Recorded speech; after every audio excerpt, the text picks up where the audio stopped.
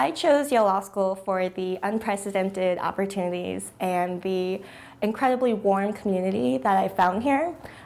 For example, something I worried a lot about before coming here was being cold called, which is when law professors will randomly pick out your name and ask you a lot of questions about the case or a legal doctrine.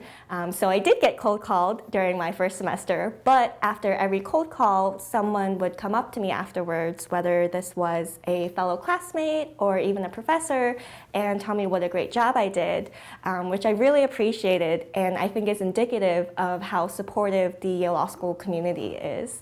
The faculty, students, and alumni are all willing to go to bat for you, pick up the phone, call someone they know, and the Yale Law School name has definitely opened up doors for me that otherwise would not have opened up. So I'm very appreciative of the chance to go to school here.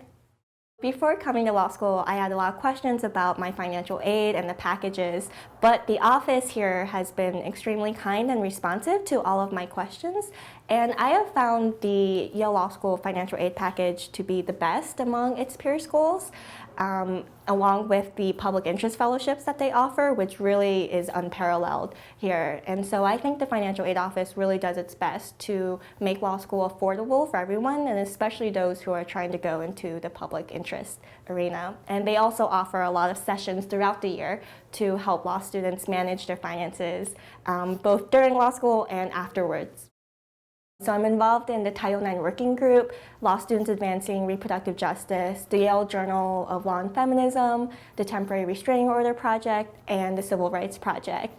And Yale Law Women and the Women of Color Collective also put on great events here that I also like to attend. And so the feminist community here has been great and really supportive.